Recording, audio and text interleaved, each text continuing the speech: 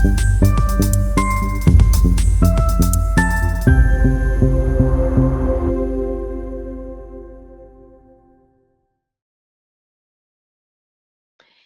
everyone. Welcome back to Miles Beyond the Page. I'm your host, Michelle Miles, and each week I chat with authors about their journeys, the wins, the struggles, and everything in between. So grab your favorite drink and let's go beyond the page together.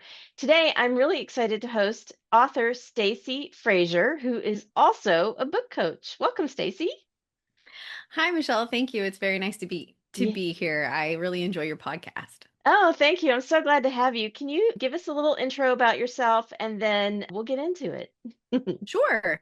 So my name is Stacy Frazer, and I'm an author, accelerator, certified fiction book coach, and a developmental editor. I'm also a fiction writer, and I created Write It Scared, and I host the Write It Scared podcast, where I talk about craft and mindset for fiction writers, and also interview other authors, so that we can all kind of normalize the roller coaster that is writing fiction. Yes. And yeah, I help struggling and beginning commercial fiction writers, genre fiction writers, find the story that they want to tell and work through the doubts to put it on the page. That's awesome. Yeah, and I love your podcast too. It's great. Thank you. So let's talk a little bit about your journey. What inspired you to become a certified book coach? Yeah, my desire to become a book coach really stemmed from working with one. My experience as a writer working with an author accelerator certified book coach. It was one of the most inspirational and growth, what do you want to call it? Like inspirational growth. I'm not sure how to term it. Growing experiences of my Hmm. life as a writer. And so I'll try to wrap this up, but I wasn't always a writer. I didn't write stories when I was younger. Hmm. I enjoyed them and I was a reader, but I did not believe that I was a creative person, and I did not really believe that I had anything to say that anyone would want to hear. And I had learned very, very young that my voice was not meant for making statements about what I believed. In fact, that was quite dangerous. Mm. So, my writing journey is very much wrapped up in my messy life journey to figure out who the hell I am. Yeah. And once, no dirty details, but I had to go through a lot of changing in my 20s and my 30s. And I just discovered that I had leaned into a lot of beliefs about myself and my capabilities that did not serve me. Hmm. And I was interested in writing about that. And I was also interested in writing about the idea that we're here alone, like we're supposed to do all of this by ourselves, all this life stuff by ourselves, which was the what I had bought and been sold and bought my entire life. And I learned that that was not true. Yeah. And so I had an idea for a story and I wanted to write a book. And I did not know a thing. I did not come from a literary background whatsoever. My education, I have degrees in environmental economics and in medicine. And I practiced medicine for a decade before I decided to change careers. So I had no clue what I was doing. Mm. And I heard about book coaching. Well, the one thing I did know is that what I was producing on the page was nothing like the books that I loved to Yeah. read. And I didn't know how to close the gap. And so I was like, well, do I go back to school? Do I take a creative writing course? How do I learn this? How do I learn it? And how do I learn to do it well? Hmm. And I was listening to a million podcasts about writing, and I found a podcast. It was called Mom Writes, and it was by Jenny Nash, and who is the CEO of Author Accelerator. Hmm. And from there, I learned what a book coach was and someone who will mentor you one on one to learn story and learn how to put story down on the page. And I was fascinated. So from there, I started working with Author Accelerator Book Coach. And I fell in love with the process. And more than that, I fell in love with what story can do. Yeah. Stories are incredibly powerful vehicles for growth and change. And I know that, like myself, because there's been moments in my life where it was truly other people's stories that allowed me to develop empathy and compassion for myself and to Mhm. become the person that I am today, to look in the mirror and like who I see. So I know how powerful stories are. And I also know what it feels like to not believe that you have anything worth saying, or to believe that you're not allowed to do this, but have the want to do it anyway. Mhm. And so helping people work through those doubts and put their stories down on the page and step into the belief that they can do this, that writing is a skill set. It's not reserved for the special folks. I used to believe it was. It's not. It's a skill set. It can be learned. And if you have the desire and the willingness to be open and to grow, you can absolutely do this. Yes. Yeah. It's a hard journey sometimes though. So, so can you talk a little bit about your fiction and what your first book was and how that felt to write that once you had that help with the book coach? Yeah, so I started with kind of a creative nonfiction piece, actually, and I couldn't write it because it was too painful. Mm. But then I got an idea for fantasy. I've always loved fantasy and didn't know how to put it together, but I had dashed off and started writing, and I had written, I don't know, 40 or 50,000 words. And it was a mess. It was an absolute mess. And so once I had hired that book coach, who is Donna Ias, who is wonderful and still book coaches to this day. Mhm. Um, she took a look at my writing and she was like, "This is a rewrite. You need to start over." I was like, "What?" And it's funny because I have this question posed to me. I had a writer the other day who was asking me about my process, and I had read some sample pages, and I said, "Well, I think that in order to tell the story that you want to tell, we need to take the narrative apart here and kind of rework it from the ground up." And she's like, "Well, why can't I just finish the book and then go back and fix it?" And I said, Mhm. "Well, I get that, but there's some basics that we got to get a hold of here so that you're not ripping all of the stitching out Yeah. completely. And given your goal is to publish traditionally, we don't want to be putting band-aids. We want to fix the root problems, right? Mhm. And Mhm. move forward. So anyway, so that's what we did. And then I went on to work with other book coaches and other editors and writing mentors, and just continue to learn and continue to grow. And yeah, and then did the did the author accelerator certification Mhm. course, and then opened Write It Scared. And as far as my own writing journey goes, my first book I taught me an incredible amount, and Yeah. I did self-publish that. I published it on Kindle Vella while Kindle Vella was still, I serialized it and published it. And but it didn't go anywhere, and it wasn't supposed to. Yeah. um and since then I've continued to write and recently published a short story, and then now I'm working on a young adult Nice. suspense novel, Yeah. and it's hard. It's Yeah. killing me. It is hard, but it's so worth it too when you can finally get to that end and you cross the finish line, I think. So, what do you love most about working with beginning and struggling fiction writers? Oh, I love seeing the light bulb moments. I Yeah. absolutely love seeing the connections and the seeing them, the aha moments, and watch helping them work through the moments where they feel frozen, Hmm. and helping them cultivate that resilience that, Yeah. yeah, this is hard and some days suck, but you know what? I can do it anyway, and I'm Yeah. going to do it anyway.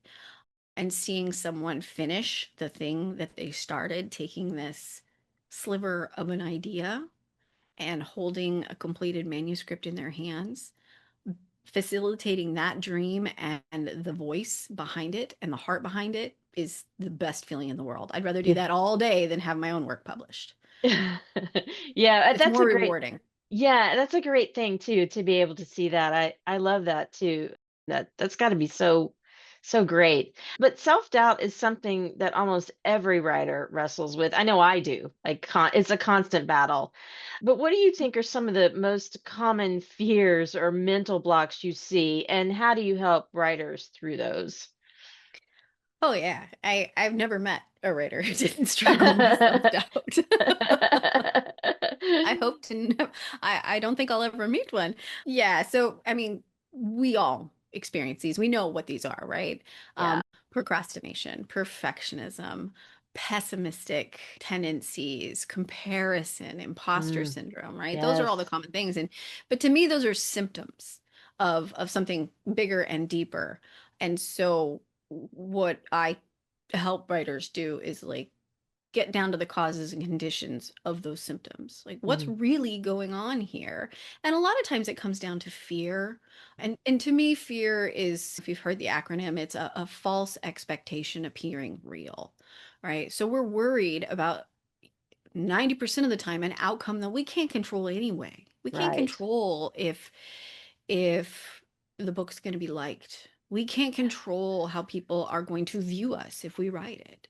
Mm, And so coming back into, well, why do you want to talk? Why do you want to put this idea down on the page? What's important to you about this? And determining who you're allowing to assign value to it is really mm. important. I love that. Yes. Yes. And it's we're just not used to looking through that lens. I know I certainly Right. have not. I allowed external factors to influence like what I valued. Yeah. And it's kind of rewriting that script. It's like, no, because I do this, it has merit, it has Right. worth, it has value. I get to decide. And at the end of the day, you, the writer, get to decide where you invest your energy. Are you going Hmm. to invest it in your story and Mm. in your ability to control, what you can, which is, Right. do I show up today and write? Yeah. Do I show up today and work on my craft? Do I show up today in service to my values and my beliefs?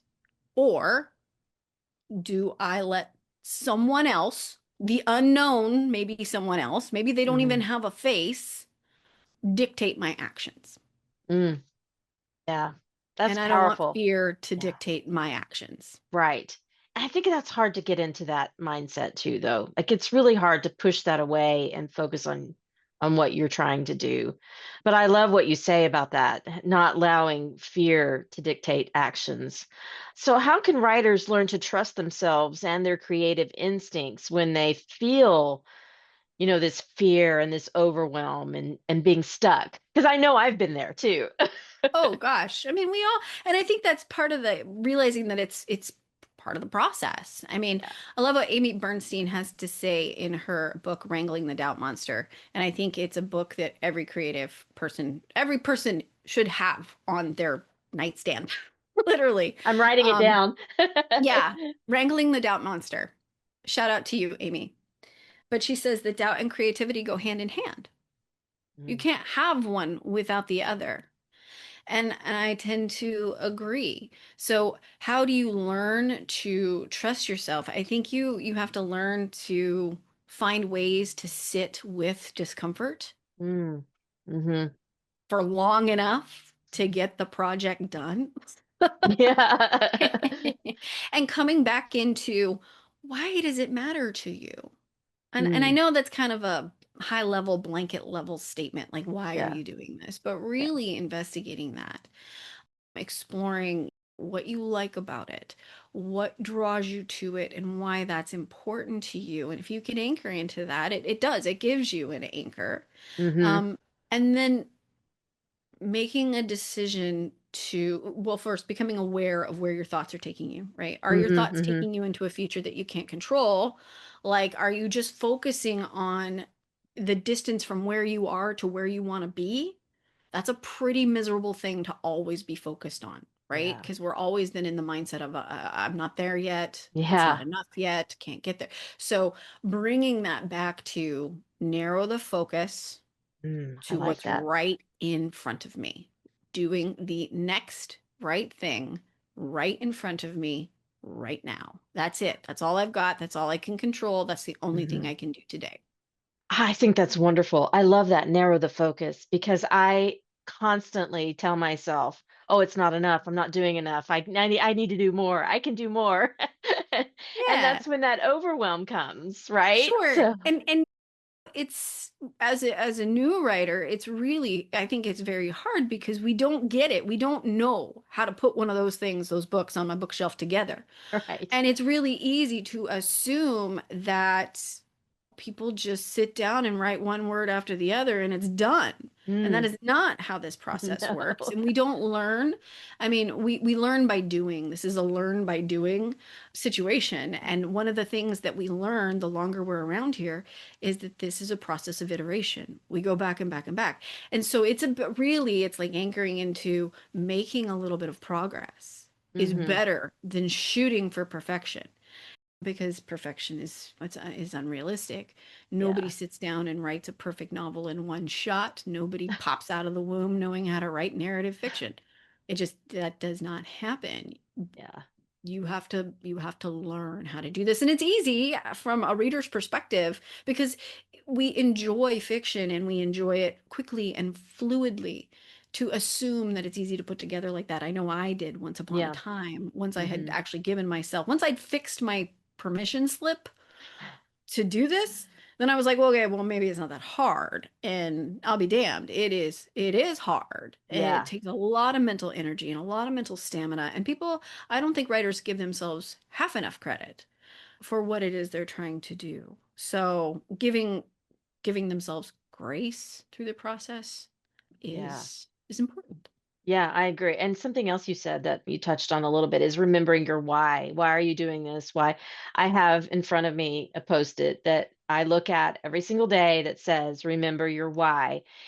When I have those struggling moments and I just have to make myself go back and think about why am I doing this? I think that's a great thing to tell people because it is really all about the why, isn't it? I mean, when we get right down to it, why are we doing this? I know I'm not doing it to make millions. I don't want to do that. Why I'm doing it is I just want to prove to myself that I can, I think part of it. So, Yeah. yeah. What a great thing. That's so fantastic. So, what are some of the essential tools or strategies that you teach writers to help them get from idea to finished manuscripts? Yeah, sure. As an author accelerator certified book coach, I'm able to facilitate the use of their tools. Mhm. So we use tools like the Blueprint for a Book, which is a story foundation process created by Jenny Nash, who is as I said, the author and or the CEO of Author Accelerator and my mentor. And then she has another tool called the Inside Outline, which helps you knit that internal story, right, to Mhm. the external events, the internal change that you're going for in the novel to the external events of the story and make sure that it makes sense. And then it results in a satisfying experience for the reader. So those are two foundational tools. Beyond that, I also use my own brand of tools for mindset, growth, story structure, those kinds of things. I'm very big on making sure my writers have established baselines about how they feel about their project, how they feel about themselves as a writer, so that they can reflect back within a certain amount of time frame and see the gain and not just Mhm. the gap, right? And remember Yeah. that not every day is a bad writing day, even though it feels like it. and Yeah. and keep the focus on incremental Yeah. growth and celebrate milestones. I Those think those that's are important. important. Mhm. Yeah, I definitely think those are important, those milestones. And you did talk about the framework a little bit. So, how do you help writers balance craft with confidence and momentum? Craft like plot, character structure, etc. Yeah. Well, it kind of depends on the writer. There's no one right way to do this, right? So Yeah. some people are discovery writers and they will find things like who their characters are and why they're doing what they're doing by writing. Mhm. So while others are more analytical and like to have things a certain way. I just like to have, to be able to see the roadmap a little more clearly. Yeah. So, but I begin with basic foundational elements of what do you think this story is trying to say? And I think that's one of the most important pieces that I've ever learned about story is that a story isn't just a series of events that Right. happen to somebody. A story is about how a situation or a person or an entity changes, however that change may be, good, bad, or indifferent, how Hmm. that person changes because of what happens in the story, because of the events. And what that means is that we're talking about story making a statement Hmm. about the human condition on some level, about this messy experience that we are here living. Is it, and so allowing people to, like, helping people get into the mindset of it's just not a bunch of series of events that result in whatever. It's like, why does that matter? Hmm. Why does that matter? What are you speaking to? And that's a hard thing. I mean, some people call this like your theme or the point of the story. Right. That's kind of a hard thing to wrap your head around when you just want to write a fun rom-com Yeah. about or an adventure. Or but at the end of the day, if you sit down and you go, okay, when I write this story, if I imagine my reader closing the book, Hmm. what is the experience and message that I kind of want them to walk away with? What is the feeling? What did they see my character learn? And that's a big one. What did they Yeah. see my character learn? Then that kind of gives you the teeth, the thing to anchor into where you can start to design the plot Yeah. around it. Character work always is a big thing for me and how we approach it. Yeah. We may touch on it in the beginning and then we may come back to it. It just depends. I mean, the process kind of evolves organically for each Hmm. writer. Some writers need to start writing a lot earlier than others. And they will lose they because if you make them outline, it will kill their creativity. Some Yeah. people just have high learning ability. They're very, very analytical and they like that. So it just, like I said, it depends. So working with a writer, so obviously this book coaching is it's an intimate Yeah. experience, right? So Hmm. you're getting to know people and how they work. And it's a bit being one, a cheerleader, two, a critic, three, kind of a drill sergeant, and all with the and a project manager, all with the through the lens of helping someone learn to put what they want to say down on the page in a way that is engaging and enjoyable for the reader and helping them grow into the writer that they want to be. Hmm. I like that a lot. You mentioned figuring out the themes. Do you think that some writers do that kind of by intuition? They just they don't really know what their theme is, but they know what it is once they've written the book? Yeah, I think so. I Yeah. mean, absolutely. I think so. I think sometimes you don't figure that out until reflection, Yeah. honestly. So maybe you've written a draft and you're not quite sure. Sometimes you don't see it emerge. I was just working with a writer yesterday who's been working on a story for like the last 5 years and has not with me, started it in their MA program and then came into coaching with me, I don't know, maybe a year ago or so. Hmm. And had done some coaching with me and then went off and drafted and is now in the final stages of revision. And this particular book had been about they'd had a top. I mean, it revolved around a topic, and it had several different narratives in the story and several different threads. And she's trying to figure out the best way to start into the book, and has gotten some editorial feedback, outside editorial feedback, and really this writer's very, very close to the book, to the work. And what we needed to do was like zoom out and be like, whoa, whoa, whoa, where's the overarching narrative thread here? Hmm. What is the big takeaway here that we're looking at? And it turned out to be a story about women and how they have ascribed value to themselves over time as society has changed around them. And the story was directed through several different narratives. So, but until we saw that piece, we couldn't go in and figure out what's the best way to start opening this story. So we Hmm. present a little bit of that premise to the reader and then start layering in the different timelines and the narrative so that we are piquing the reader's curiosity and we are engaging them with suspense and with some tension and pulling on some different story threads. But it all Yeah. came back to what the hell is this really about? Yeah. Yeah. Yeah. And I think that's That's something probably that, a very, maybe not a great example, but no, no, that's great. I think it's really hard when you're starting out how to layer all that in and how to keep the reader engaged long enough to get to that big conflict. So, one of the things that I have written down here is coaching in action. And you've done some of that a little bit already. And without revealing any sort of personal information, can you share a success story of someone you've coached who overcame their struggles and finished a novel that they're really proud of? this was a really hard question for me Yeah. because it was hard to pick. Yeah. Honestly, I couldn't. So instead, I'll just give you three brief scenarios here. Hmm. Um, I have a writer who has worked with me for a couple of years, and that person was told by their English teacher in high school they would never write. They Oh, couldn't. And this person came to me with no real grasp on narrative fiction and had written written a first draft, and I did a developmental edit on it, and then we rolled into one-on-one coaching to fix it. It was a page one rewrite.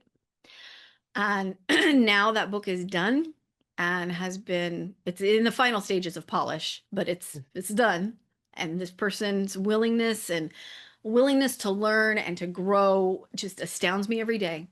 And they went and pitched it at a writers conference and got just the agents were in love, really enjoyed the synopsis, really enjoyed the blurb.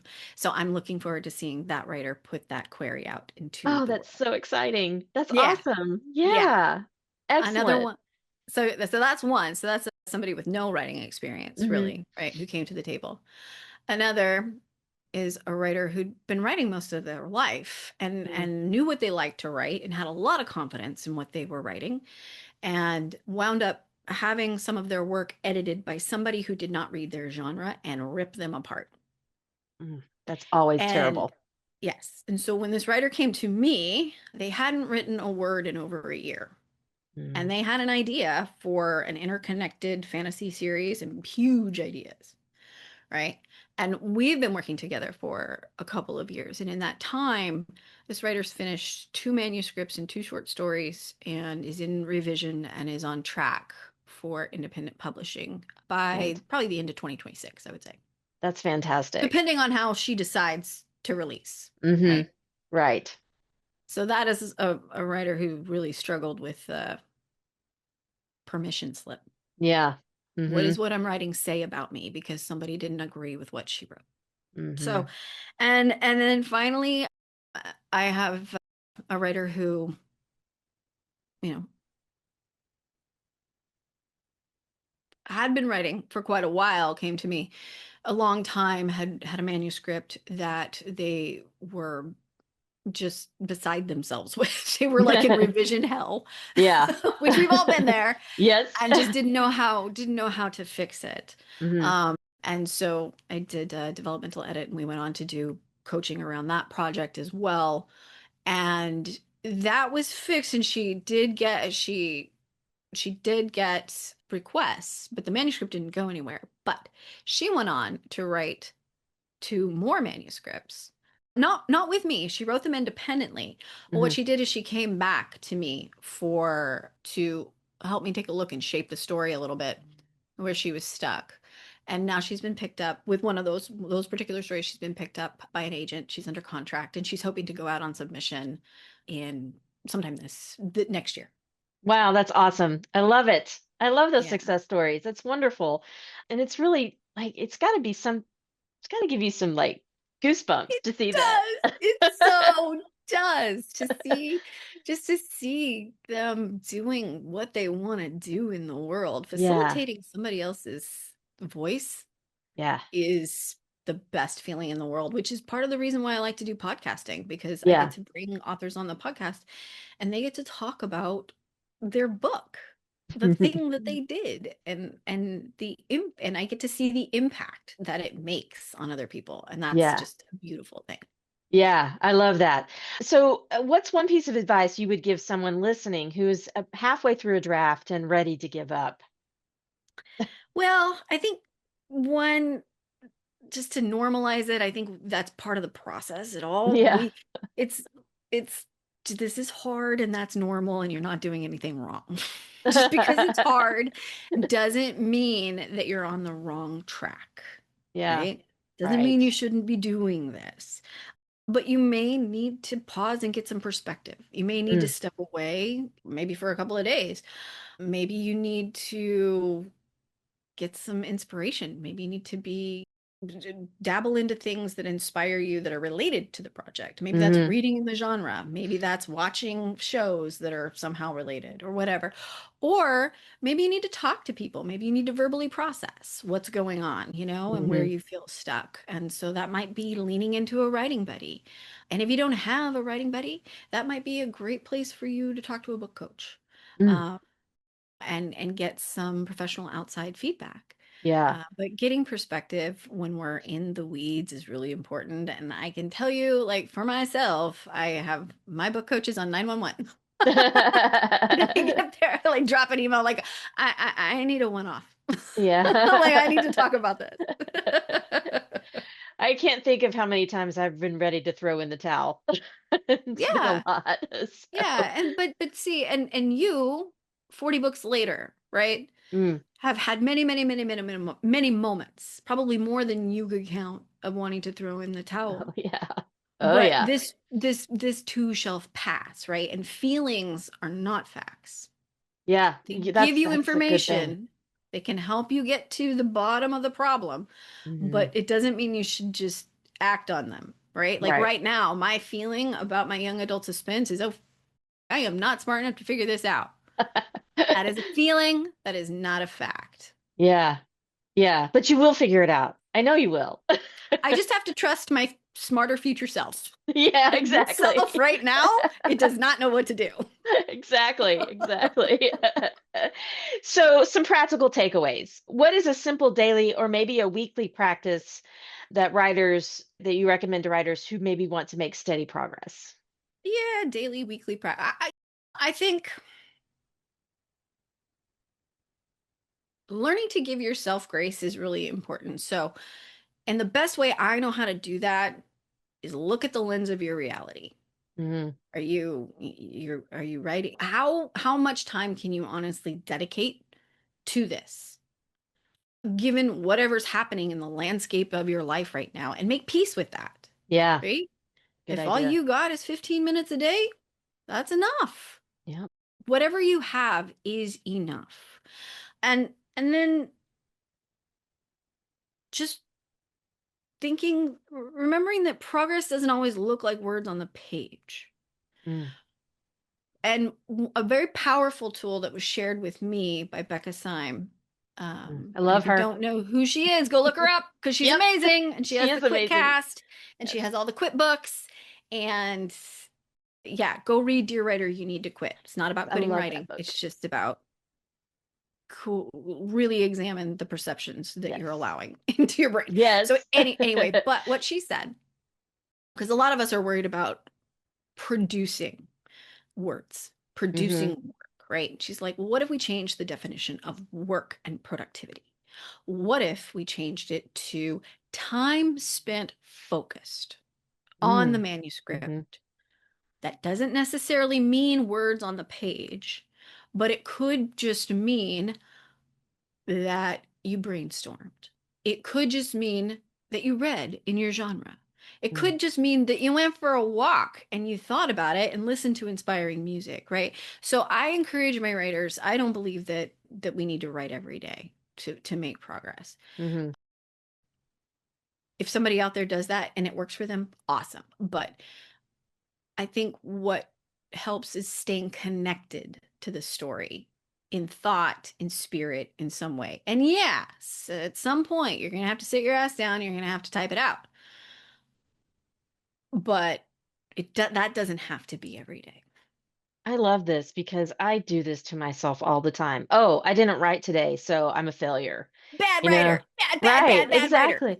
It's really a hard thing to tell yourself it's okay. Hmm. You did other things. You're prepping for a publication or you're writing blog posts or whatever, but it's all Sure. about the book in the Yeah. end. Yeah. So it's It's a all about the really book in the end. And I have a very good friend of mine who tells me to drop the stick with which I beat myself up with, right? And, that's great. and um and she's right, because I don't believe we can beat ourselves into a state of contentment. Yeah. It Yeah. doesn't work. So that means that we're going to have to go out and find some new tools, right? Hmm. If we want to do this long term and we want to stay in it with curiosity and joy, we're going to have to find some new tools that teach us how to talk to ourselves. I love that. And I wrote this down. Time spent focused. I love it. I'm going to remember this. So Don't what is thank one? me, thank Becca Syme. Yeah, she's amazing, Becca Syme. Yeah, everybody should check her out. So what's one misconception about writing or coaching that you would like to clear up, if Hmm. anything? Well, I'll give you two. One, that writing is done in isolation and it's easier for other people. Hmm. It's not. It's hard for all of us. All of us Right. get stuck. All of us get in the mix. So, in a way, none of us are special that way. And then the misconception about coaching that you often see around like social media circles and stuff like that is that a book coach is just going to tell you what you want to hear and take your money. And it is a disservice to the writer. To That is such a disservice to the writer. We are smart and we are here because we want to get better at the thing that we're doing. We're not here to have somebody blow sunshine up our ass. That's not what we want. We want to be able to do the thing we want to do and do it well. Exactly. And so, not to say that there aren't bad actors out there, right? You definitely need to do your due diligence no matter what you're doing. I mean, that's true of doctors, that's true of lawyers, that's true of Hmm. whatever, of editors. So you have to do your due diligence, but a book coach is going to push you to put the best version of you as a writer on the page, Hmm. and they're going to encourage you and they're going to teach you and they're going to hold that emotional space for you when you're having, I don't know what the fuck I'm doing, this is stupid, why am I wasting my time? We're going to be like, whoa, whoa, whoa, whoa, whoa, whoa, whoa, whoa, whoa, let's slow the train down, right? Let's Yeah. slow the spiral train down. So I mean, it is very much a long-term relationship. You really have to get to know people. Hmm. And so anyway, where I was going with that is just the idea that you're gonna pay somebody to just tell you that everything's great when it's not. That is not the case, right? Hmm. Yeah. Yeah. I love everything you're saying. I'm like, wow, I need to hire you. So this has been great and And it's really so funny because informative. we can't do it for ourselves, which I is know. why I have a book coach and a writing community. I can't Yeah. do it for myself. I can do it for Yeah. other people, but not for myself. So we're getting close to time here, and I want to wrap up really, but I have like two quick questions. Okay, maybe three. One, if you could tell every aspiring, I can't even talk. If you could tell every aspiring writer just one thing, what would it be? You belong here if you decide to belong here. There is room at the writer's table. It is a warm, inclusive place. Yes. So I hope the only requirement is that you stay because you want to and you love it. Yeah, I love that. Great advice. And where can listeners connect with you if they want to learn more about your book coaching or work directly with you? Yeah. So you can find me online. My website is writeit.scared.co. And I have a podcast, the Write It Scared podcast, which is available everywhere you can listen to a podcast. And those are and I'm also on social media, mostly just Instagram, again, at Write It Scared. So yeah, I'd be happy to connect. Awesome. Great. Thank you so much. And anything else you want to add?